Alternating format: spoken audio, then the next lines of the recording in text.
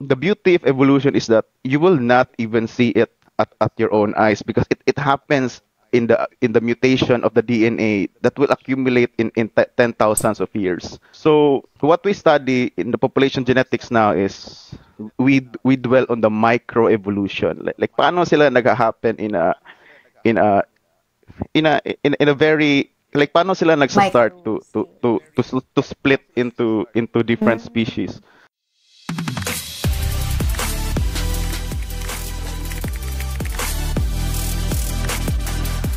So, welcome to the Behind the Science podcast kung saan kakausapin natin ang ating mga scientists para ibahagi hindi lang ang mga resulta ng kanilang pag-aaral, kundi pati na rin ang mga behind the scenes or behind the science stories nito.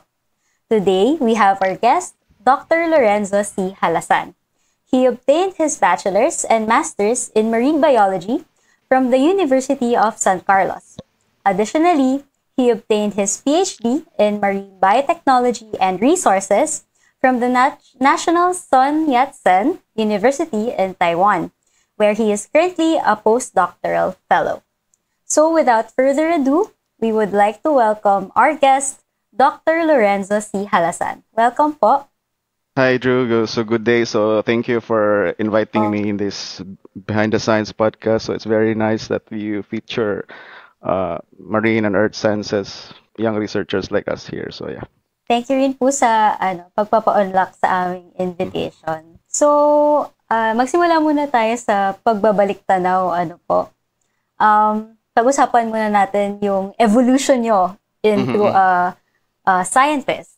mhm, mhm. So, when did you realize that you wanted to work in the science sector? Wanted to work in the science sector. I think my biggest exposure in the science, what I would say, would be around in the high school because I came from a town in Bohol. Now we have a good practice in with the sciences. So we the school is run by two physicists, if you know the Bernido couples in the Philippines. So they run it. So we are practiced to do we are exposed in the way how science works when we were still young. But then when did I started deciding that I would go really deep into the sciences? Maybe I think after I graduated my undergraduate. So I kind of feel that because I attended a conference one time and it was attended by mostly scientists from marine biologists from all over the world, and I realized that after finishing undergraduate there's still a lot more to learn. And I also saw there some young scientists, and I told myself, well, I think with a few years doing a PhD, I can also be like him. So I decided to pursued my master's in USC, then I in San Carlos, Cebu, and I got a position, PhD position in Taiwan. So and that's how it's all. Then I became a postdoc in the same university. So that's there. But my inclination to science, I would say it started very young. I would say that even during my elementary years, I can really recall that I have a strong inclination to science, especially that when the topics in school are mostly about the sciences, when we talk about like Mm. ecology, the environment, photosynthesis, the planets. So I'm very excited or almost enthusiastic to learn about that. It's always in the morning, like you have the mathematics and the science always in the morning. But compared to the the Oo nga. Filipino languages, the civics, English, it's well, yeah. So that's it. So at a very young age, I would really say that I have strong inclinations to the science because it's more of I love learning new things, and I'm just not sure how science was done at a very young age, and then I become exposed. Now, okay, it's mostly like that. So, paano po kayo nag-arrive dun sa career field nyo? Like, bakit napili nyo yung fish, tama ba? Fish Yes, genetics, yes, yes. ganyan, Yeah. fish. Bakit po yun? Okay, so actually there's two things there. So first is yung question mo on fish, and second will be on the technique. I would say that's mainly that works on population genetics or which works on molecular biology. So, why fish? In the first place, kailan ba ako nag-enthusiastic sa fish? When I was at a very young age, when my parents bring me to the fish markets, to the local markets. There's a lot of fish in the markets, they're all colorful, and but for me, fish is just a food when I was young like that. So, and then some of my friends also brings me to like small pet shops, some aquarium shops, and I can really see, oh, there's really a good diversity of fish. Ang daming klaseng isda. Like you have small fish, you have big fish, you have fish that have long fins, like that. So I become interested in that. But uh, when I started to tackle on fish was during my undergraduate years as a marine biology major. So I work on eels, if you know eels, long snake-like yung form nila. So that's how I started. And then since I'm a marine biology major, so I really stick through fishes, studying on fishes. And the second one is actually my approach in the sciences, which I do population genetics. So population genetics is like quantifying or seeing how different marine organisms assemble in a given space. So usually in my cases sa lab ko, in our evolution lab, we already do in a broad span like the Northwest Pacific, Central Indo-Pacific, including the Philippines, Taiwan, and mostly Southeast Asia. So that's something like that. And why I ventured into that is because when I first encountered DNA, at first it was still very cool about me. Like what how can you view a DNA, and then you realize later on in the lab na it's just a small piece of water in a small tube. And then you have the techniques to Mm, how to like, view it in clear your liquid lang computer. talaga Yeah, siya. liquid lang pala siya. Akala mo talaga DNA makikita mo in something by your own Oo. eyes. But it's actually just inside this very small tube. So, and also with that is when I was also an undergraduate or even in the masters. Mostly kasi ng mga kasamahan ko, like they don't really wanna go into diving deeper into doing molecular DNA works because for them it's tiresome. It's difficult to like understand. Kasi like I understand na meron naman talagang other scientists na like gusto talaga nilang kita yung samples nila. But for those na yung samples mo Mm. nasa tube lang, hindi mo siya ma-visualize. It's just that more for me physically, I took it as a challenge. But because kung ano yung nahihirapan ng iba, I challenge myself na okay, I will kind of learn that. So when I was in there, I realized that it will open a lot of avenues for you to study evolution, to study marine biology, to answer questions that will really be fundamental in contributing to science itself. Especially because yung study kasi on population genetics, it kind of leans towards evolution talaga. So, and then evolution is the backbone of everything else in biology. So something like that. So that's it. But still now, I realized now when So, I was in few years time working on fishes, I kind of realized that there's a lot of people working on fishes. So, and well, there's also a lot of fishes still to work on, but there are also even a lot of marine organisms that you can find a niche that you can do some work and just start over from there. evolution po, no? So, parang Mhm. pwedeng from your sample, pwede nyo yung makita kung paano, parang kung ano yung past niyang species, like Mhm. kung saan siya galing, parang Mhm. ganun, no? Parang tinitignan ng population genetics. Yes, yes. Tama po ba? Kasi in evolution kasi meron kasi tinatawag Drew na macroevolution, meron ding tinatawag na microevolution. So yung tinatawag na nating macroevolution na yung, yan na yung evolution na nakikita mo in a very grand scale like na happen na between like let's say thousands, 10,000 of years ago or millions. Like for example, yung split ng tao from Homo sapiens to unggoy, di ba? Yan kasi yung common. So Yeah. of course, obvious na yung unggoy tsaka discrepancy ng unggoy between the tao, right? Pero sa microevolution, yan Opo. kasi yung start. Diyan pa lang kasi nagsa-start mag-split yung organism or yung mga Ah, individuals that will lead them to further speciation. So the beauty of evolution is that you will not even see it at your own eyes because it happens in the mutation of the DNA that will accumulate in ten thousands of years. So what we study in the population genetics now is we dwell on the microevolution. Like paano sila nag-happen in a in a very like paano sila nagsa-start Micro to split into different Mm, species. So in population genetics, kaya kami nagko-compare ng mga populations across across different oceans is because, well, we can say that the ocean is all connected, right? Because it's a big body of water. Pero mm, some fishes kasi they are small and they are not capable of crossing between two big bodies of water. For example, what you can find in the Pacific Ocean, in the Pacific area, may not be mm. available in the Indian Ocean. Because that means that Yeah. you have to cross the some borders in Indonesia, or maybe like traverse most of the Indochina archipelago. But fish can't walk on land, right? So you have really to they have really to swim. So, Mm, well, yung separation nila on two different oceans, that gives them a barrier that they cannot yes. mate and mix with each other genetically. So when they are separated for a very long time, they evolve into a different group. They evolve into a different group, something like that. So they become, and Parang then later naalala ko on, they tuloy become yung different species high of school lesson. organisms.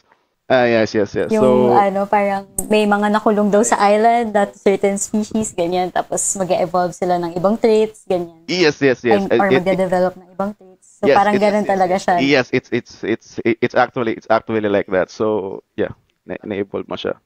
But ang crazy thing about it kasi is because it's still microevolution. The mutations, yung pagkakaiba, is still observable in the DNA level. It's not yet expressed in their body. Like for example, hindi mo pa siya nakikita pag tinitingnan mo talaga yung organism side by side.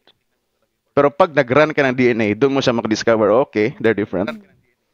So it becomes Parang well, the very application. slight changes talaga siya. So, very sincere.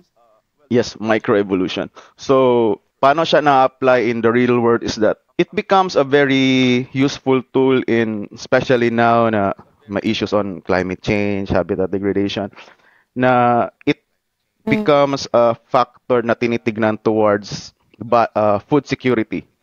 It's because when two organisms are actually very very separate, they cannot breed with each other. So if you have a fish that's only found in the Pacific, and there's also a group found in the Indian Ocean, they cannot meet and multiply and something like that. They become very isolated. And the problem is that there are even organisms that are heavily harvested, especially in Southeast Asia. There are kinds of marine mm. we have marine resources na kinakain natin, mostly mga Asians.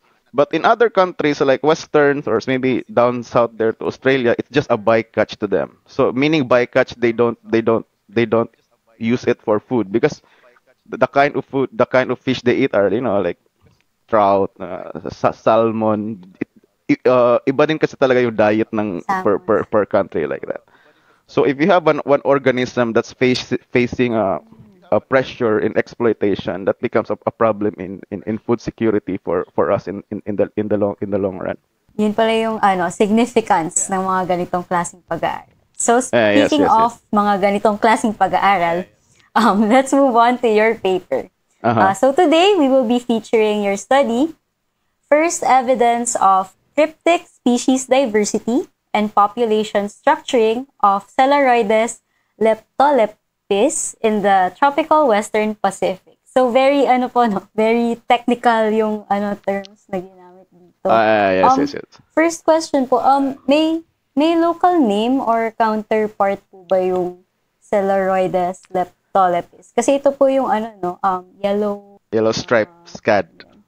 yellow Yes. striped scad. Yeah, so that's a kind of fish na very very common sa Pilipinas. So meron po ba siyang local name? I think kami in Visayas, we call it as sometimes Caraballas, and meron ding islands that call it Salay, something like that in the Philippines. So they call it Salay. Salay. But the thing is, yan kasing group na yan, super laki kasi siya na group. So alam mo, like there are maraming terms around different islas sa Pilipinas. Iba yung tawag ng mga Bisaya, iba yung tawag ng mga Tagalog. Right. That's the scat. Yung sala, yung tinatawag na Caraballas doon sa amin sa Bohol. Try ko actually hanapin yung Tagalog, ano yan, Yeah, yeah, yeah, counterpart. yeah, Baka yeah. meron sa palengke, ganyan. Yeah, it's very So, common. You can find it all year round. di ba? Can you explain po your paper in one sentence? My paper studied how the yellow striped Skada Salai is arranged in the Western Pacific area, and we found out that most of the group in Southeast Asia is very separate than those found in Australia area. Paano nyo po formulate yung research question nyo? Like, ano po yung objectives ng study nyo nung inumpisahan nyo siya?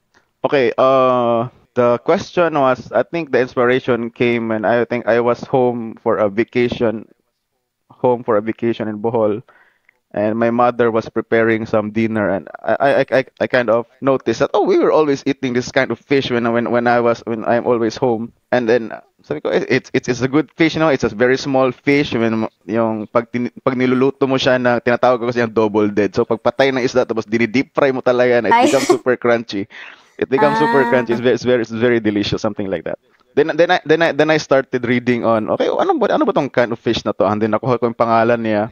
And then that also the time that I was looking for a topic to venture on my molecular biology thesis in San Carlos for my masters.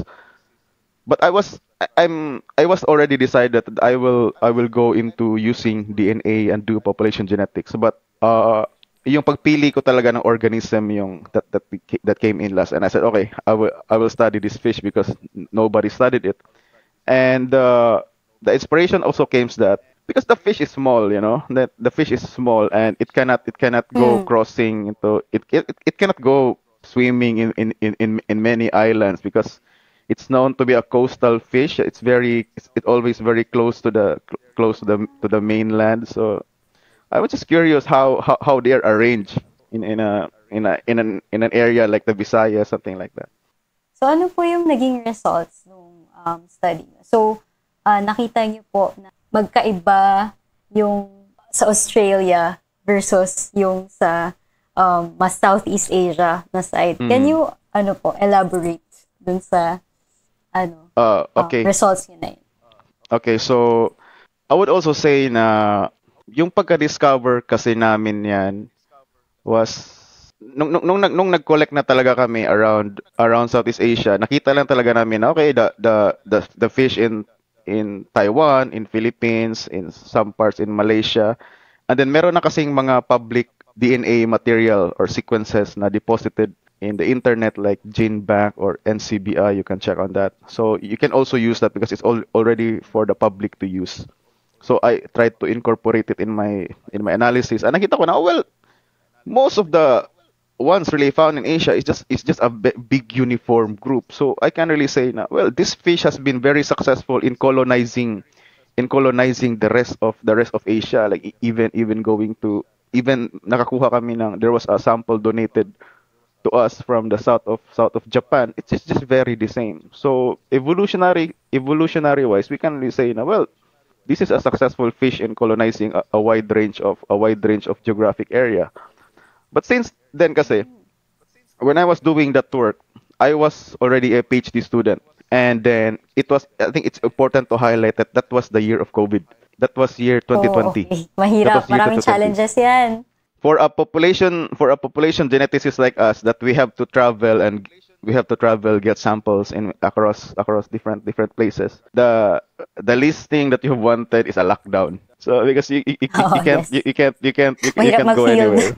Yes, you can't do field work during a lockdown. Luckily sa Taiwan, hindi kami ganyan ka hit badly. We're still able to do our lab works, our classes. And then I tried to message because I know some scientists that works in the museum in Australia, and when I checked the internet, okay, so this fish is also found in Australia, then maybe I'll just try to ask some samples because yung mga museum kasi natin ngayon, they also keep muscle tissues of some fishes. So Yeah, so before nila i-display yan or ilagay nila sa formalin, once fresh pa yung isda, pagka-collect nila from the field, kukuha yan sila ng small portion of the body and they will put in ethanol. So something like that lang. Nasa Mm. ethanol yung maliit na tissue ng fish. And then pag may hihinga na scientist like us, sabi na, hey, can you give us one small piece of that? Like, pwede ba kaming gupitan ng maliit na portion and then padala dito sa Taiwan para ma-check lang namin? So, nagpadala sila around 20 samples. Then, doon namin na-check na, well, doon namin na-discover na, well, Australia have a different, doon namin siya na-discover. That study, siya yung parang naglay ng foundation sa dissertation work ko. So I was also able to publish the rest of the dissertation chapters in the succeeding papers. Pero that paper na nabanggit mo laid the foundation on the succeeding papers. Because nung na-realize kasi namin na, well, Australia is a different group from the rest of Asia. We now studied, like, okay, let's check on the morphology, let's check on the fish, really, like, seeing it actually. Nag-negotiate kami with the museum and they send the samples to us, and when we check, all the same. Parehas lang po talaga sila, like something like ganyan. So parang same yung itsura, pero iba yung Iba na yung structure genetics nila. ng DNA, parang ganun. Yes, yes, yes. And in the third paper Ang pa, interesting ng mga ganyang yeah, well, some people really find it na it's very specialist like that. And then I realized na, okay, Mm-mm. this is just an example of this fish species. And how about in the other species within this family, the family of the scads, the jacks? Kasi jacks are, I think, the fifth Mm. most harvested fish group in the whole world. They are found everywhere. They're in different kinds. Some of the jacks and the scads are very good swimmers. They can swim around. They can swim across different oceans. Some are very small, like my fish. So evolution. When you think of evolution, they are very variable. Some are big. Some are small. Some can cross oceans. Some are yeah, like that. So when we check on the bigger family, we found out that, well, my fish could not be an isolated case. I think some of the species also Mm. also also have this story from them. So that's in the third paper that I, yeah. Paano niyo po pala na-fund yung mga ganitong klase ng studies? Like through the university po ba? Or like may external funding pa kayo? Or kasama po ba siya sa scholarship niyo? Nag-scholarship po ba kayo nung Yes. nag-PhD kayo? Actually, When I was yes in po. my PhD years, I was in a scholarship provided by the school. So it's an in-house scholarship in the National Sun Yat-sen University in Taiwan. So it's an in-house. So how did I fund my work? Well, it was mostly covered by my lab. So if Mm. nasa abroad ka kasi, yung lab talaga yung nagfa-fund ng all study mo. I understand now, when I was also in the Philippines, you have to apply the grant on your own, ask for some extra money. And Yeah. I understand that doing molecular works can sometimes be expensive because, aside from, you need the machines, you need the consumable materials. But since we are a molecular biology lab, all the machines are here, all the other materials are just at our disposal to use. What I did was just run it. Yeah. So funding, well, covered naman siya ng lab ko. So what we do here in Taiwan is that the PI or the professor, your supervisor in the lab, have this grant money from the National Science and Technology Council. So it's kind of more of the equivalent sa Pilipinas, para siyang DOST. So siya yung project granting body namin. And then from that Oo. money, then nakaka-perform kami ng experiments. But what I really liked it the most was there was just no delay. If the materials are available, I really see that can really do your research very fast. Parang wala nang procurement na kinakailangan gawin, ganyan. Yeah, Kasi yun usually yung nagpapatagal, di ba po? Yung parang procurement ng machine, ng gamit, ganyan. yeah. I I, I, Sa I I Philippines. understand. So it's kinda, yeah. So, ano po yung mga other challenges na na-experience nyo doing the research? Aside pro dun sa, yun nga, COVID, Well, challenges, I would say, if you are in a population genetics kind of work like me, is that you have to get a good representation of your samples. Let's say that if you are really something doing in a in a expanded type of work like Northwest Pacific, right? Northwest Pacific is not just Japan and Taiwan. It also includes different countries. So different countries, they have different rules how you can collect samples like that. So that's why in my strategy, para hindi ka na talaga sobrang mahassle on like the writing the MOU, writing all the paperwork that comes to that. Pinaka safe to do is that Mm. buy pick an organism that's commonly found in the market like that, because after all Mm. they are also the fishery targets, so they will also receive the most scientific attention that will be valuable in the next year. So sila yung bali yung scientific attention nila yung talagang magunguna in the next years. So yeah, something like that. I don't know. And then naging I don't know, with the strategy din ng lab namin is that we also are a like most of the lab members are in from different countries. So like Ah. tulungan din kami dito. I So, have pwede ba yung our nagpapabili na lang kayo, ganyan? yes, Or, actually again. We we operate that way. So mm, I have a lab mate, or one of our research assistant is from Malaysia. So if we need connections in Malaysia, if we need samples in Malaysia, we just ask her. One is also from Sri Lanka. So if we need samples from the Indian Ocean kind of things, she's also able to manage that. Then from Japan, we have this contacts from Japan, Philippines, me, Taiwan, like that. So gan- I think that was naging setup ng lab namin. Kasi also you can't language barrier din yan eh. Like for example, if you cannot just go to mm, Japan and explain, hey, we want this fish. Kailangan mo talaga ng something insider to make the task easier. interesting. Meron pala kayong parang ASEAN Network. dun sa lab nyo, ganyan. Network. Mas Network. malaki pa siya kaysa sa ASEAN.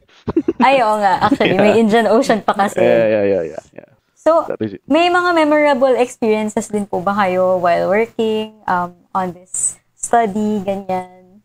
Mga friends you made along the way, mga places you visited, ganyan? Friends made along the way. I would really say na in this kind of work, population genetics, big scope, you do really need connections because you're just one scientist. You cannot collect the whole. You cannot collect everywhere in the whole world.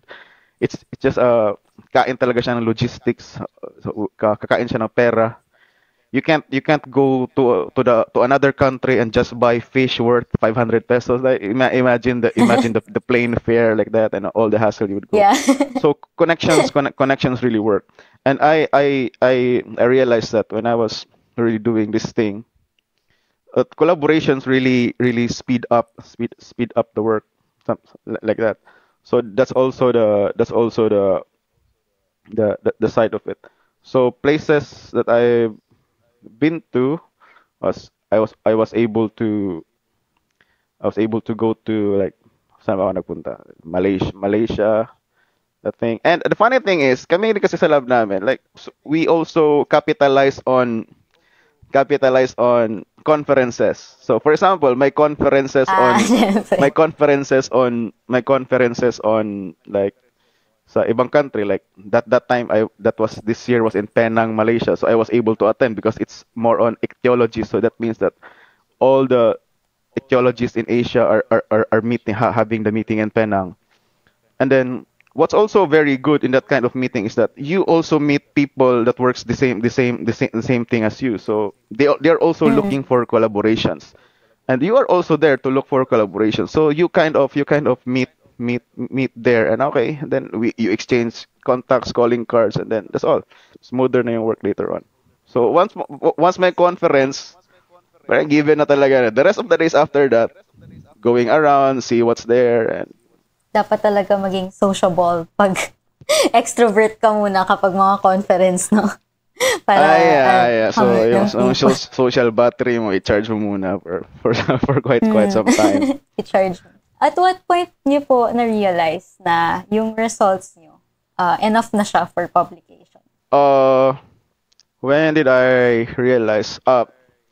It's also important to consider na when you start to venture out a research project, you should always have a limit, because later on when you start on getting the data, doing the analysis, you will realize na, well, parang maganda tong i-add, parang maganda to siyang gawing extension.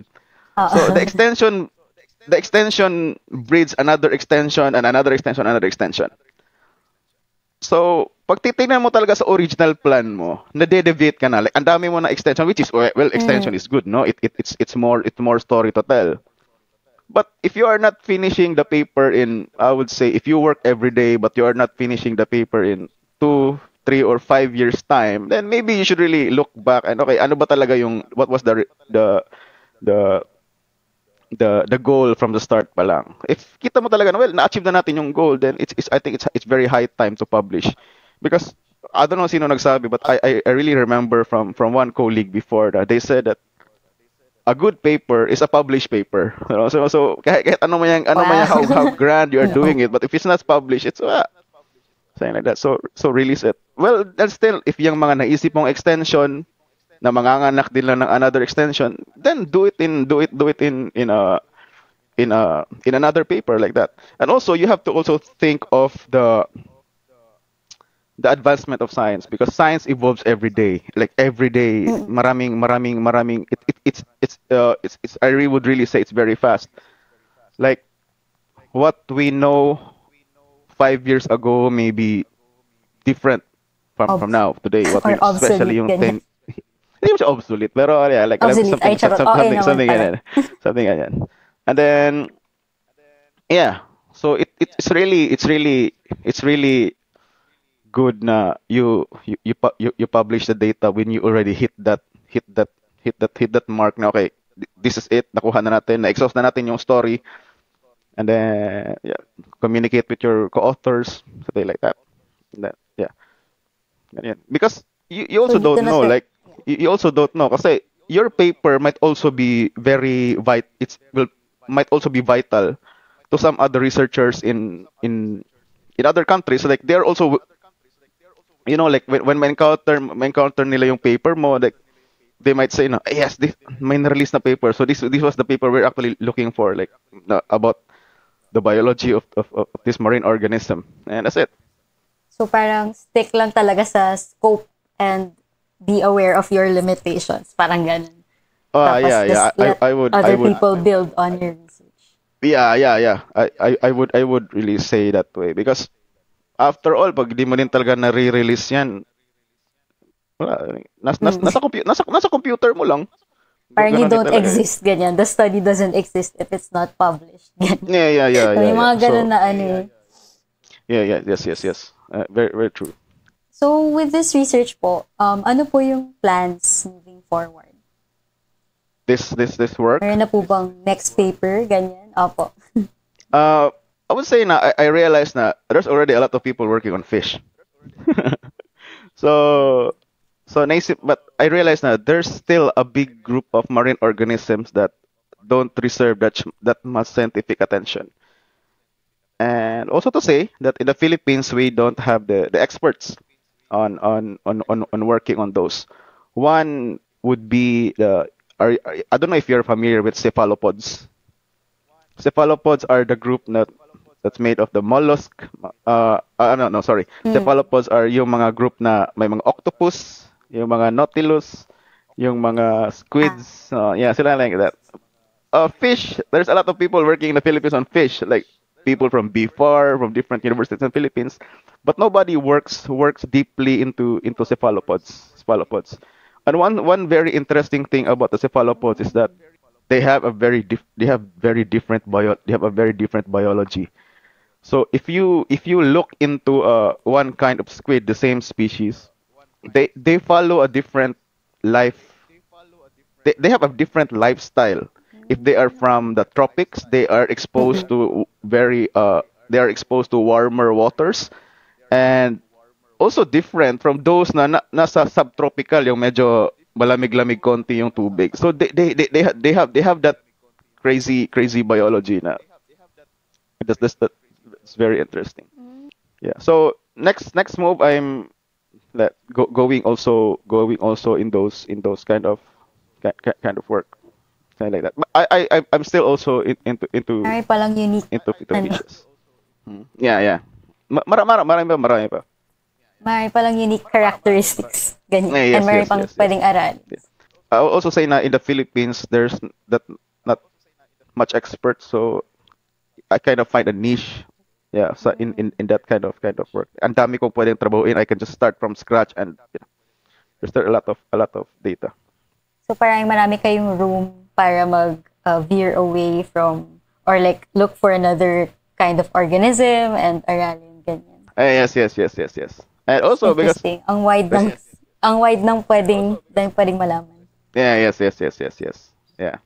So for people or for young scientists who would want to pursue this type of research, meron po ba kayong may advice sa kanila? Or like young scientists in general, ganyan. My suggestion to the young ones are that science is mostly on a, I would really say it's more of a marathon. So it's really building on the stamina to do the work. It's not the kind of sprint na okay, bilisan mo lang, ganyan ka na. It's really Mm, more on building the stamina, the habit, the good habits of reading, doing research, thinking deeply, pondering, and that's it. And and it's you just have to do it consistently. So I would say it's also a challenge for them because I don't know. I can't speak in behalf of the young generation, but they can also capitalize on the fast information, kung gaano nila nakukuha yung quickly yung information ngayon. So before when if it was during my, I mean, this time it was mostly on search engines like Google's like that. Now you have a lot of advanced work like AI that will throw you more yeah. sophisticated, simplified questions like that. So it it will give you a reason that that's the existence of this fast information, like nabibuild ba yung stamina mo because lagi lang mabilis kasi yung pagkuha mo ng data and information, so nakaka-build ka ba talaga ng stamina in the long run. But if you're wise, capitalize on that. So pag mabilis yung information mo, just still do that, and I think you will go farther. So for the young ones, I would really say, first, enjoy what you do. That's also very important. Just love the discipline. Just love what you're doing. Whatever branch of science you may be, maybe in chemistry, in biology, in physics, in medicine, or even in mathematics. Just love it, and then from there it will open you a lot of opportunities. Or medyo nakarelate ako rin sa just love what you do or yung type of science that you do. Kasi, di ba, parang may mga studies, tumatagal siya mga 2 years, 3 years, ganyan. Mhm. Like, if hindi mo gusto yung ginagawa mo, parang sobrang mauumay ka sa ginagawa mo. Ganyan. Yes, yes, yeah. I think Mga yun natin ano tataw lang. din na burn out ka talaga if ever you don't have the Oo. feels. Especially I don't know because you're a geology major, right? Ikaw geology major ka. Yes po. So, are you also in those kind of work na you have to do a lot of field works? Or Yes. Kasi coastal. mostly ba nasa lab ka na most of the time, or ano ba, nagfi-field work ka ba very often? Yeah. Yeah. Well, planned. Mga maraming planned na fielder ko See in the like that. So future actually. same din yan for us Yun. So, na nagdo-do work on molecular ecology. So ecology, you just have to be in the field, in the environment for such time, and you just have to, like, be outside. But if you love the mm, work, it's beautiful. At the end of the day, you might be tired, But if you really have the passion, if you love what you are doing, parang alam mo yun, okay, well, the greater goal is to be like this, Mm. be something like that. Well, you might be tired at the end of the day, but it will gives you the motivation every morning to wake up, something like that. If you're tired, well, just take a vacation, like that. Just reset Actually. lang. Parang I would really say to the young ones na like you know yourself well, so timplahin nyo din pag feel nyo mabu-burn out na kayo, then take a step back, go to coffee shop, go jogging, oh, ganyan, outing kayo with close friends. And then kasi Same. sa experience ko, parang there was a time na pinush ko din yung self ko to the limits. And then Mm-mm. when yun napasobra din ako ng vacation, I realized na hinahanap ko din yung rigor ng work. I mean, it's funny thing that Oo, happened like that. totoo yan. Yeah. So yeah, I don't know. So Pag, some crazy thing parang, about it. Yeah, pag napasobra ka ng pag masyado bakasyon, kang parang matagal, oo. parang pag napasobra ka Ganito ng to bakasyon, ginagawa parang ko, ganyan. sinasabi mo, parang gusto ko na magbasa, parang napag-iwanan na ako. Mm. I don't know. Tapos 2 weeks na pala ako nagbakasyon, di ba? I don't know. May ipopromote din po ba kayo? Like, baka may scholarship po dun sa university nyo or something. Ayan. This is your time to promote it. Deb. Okay. To promote. Okay. Currently, right now, my supervisor is the director of the International Graduate Program in Marine Science and Technology. So that's offered by the National Sun Yat-sen University here in Taiwan. So National Sun Yat-sen University in Taiwan is a premier university. Among the Taiwanese universities, we are ranked between number 3 to number 5 every year. Nagpapalit-palit lang ng rankings. And then the Mm. program, the graduate program in Marine Science Technology, is an all English program. So we Swerte. can. Hindi na Yes, yes, mag-aaral. yes, yes. Because the problem kasi when you go to different countries is some programs are not offered in English, so hindi tayo fit. Yeah. Hindi fit yung ibang international students. So with this one, it's an all English program. And because since it's in general marine science, we have programs that covered marine biotechnology, oceanography, marine engineering, marine conservation, Mm. everything about the ocean. So if you're really into marine science, you can try consider IGPMST IGPMST program. So it was designed really to attract foreign talents because here in Taiwan, they are also very aggressive in looking for talented young fellows like us na you study with them, do research because for some reason they like Filipinos because of our good command in English, and we kind of have a good habit of doing research. Parang nasanay kasi tayo sa Pilipinas na we do things this way. Like sobrang hard. I think na-realize ko sobrang hardcore natin mag-research. Compare Actually, to the yeah, grabe yeah. yung work ethic Yeah. It's something I ng think Pinoy. Grabe yung, parang like I don't know how we do that, but parang what sa Pilipinas parang mas hardcore kami doon. But I don't know. Pero pag gusto kasi nila dito yan. So yeah, so for those Filipinos na considering some scholarships, that program is open. I can also like share to you if you'll be able to share some links when you upload this interview. sige. And also I would also invite na you can also consider Taiwan because it's just an extension of the Philippines, right? It's just a 2 hours flight from Manila.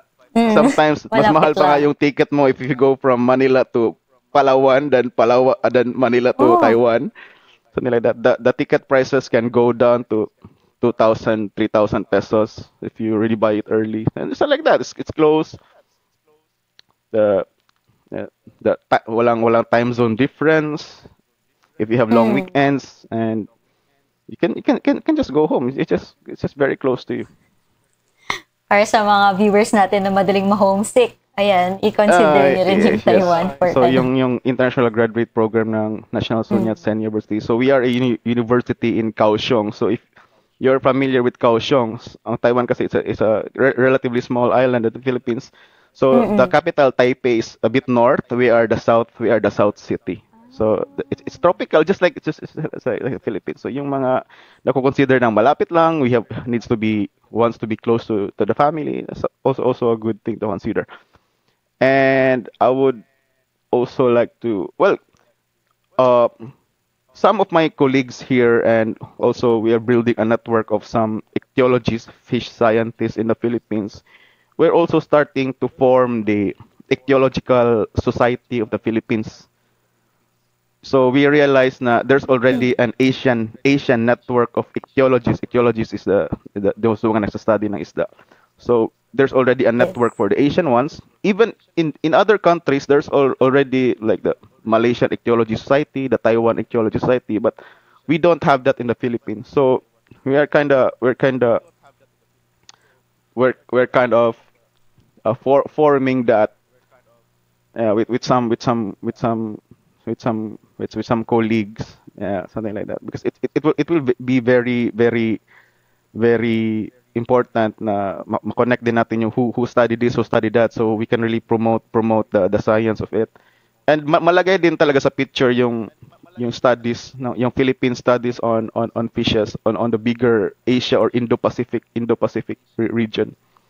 Important din na, yeah, that. Especially because we lie in the Coral Yeah. Triangle, we are so highly biodiverse. Mm-mm. Yeah, like that. Yeah, ang dami talagang pwedeng aralin sa Yeah, Pilipinas. Grabe. scholarship wise. So I would And also like Southeast to Asia in general. promote that society. We're still in the initial steps of forming it now, but maybe in the future, if you see this interview, yeah, just talk to us like that. And whoever wants to, if whoever is in the Philippines or who wants to works on cephalopods, on squids, on fishes, just just email me. Like that. We can negotiate. Contact niyo Yeah. po si Sir. Yeah, yes, yes, So, yes, yes. ayan. So, okay, that ends our interview for today. Thank you so much, Sir, for sa pagpapaunlak nga po ng invitation namin. Thank you for guesting in our podcast. Yes, thank you, Drew, and thank you to the Behind the Science podcast. And yeah, I hope you can still discover a lot of you know, marine science and earth science fellows like us, and just promote what they do. And yeah, thank you also for the effort to do this every week. So you have this release every week, right? So it's also a big task. And yeah, Yes. I really I applaud the efforts of this one. Yeah, thank you very much. Thank you po. Thank you.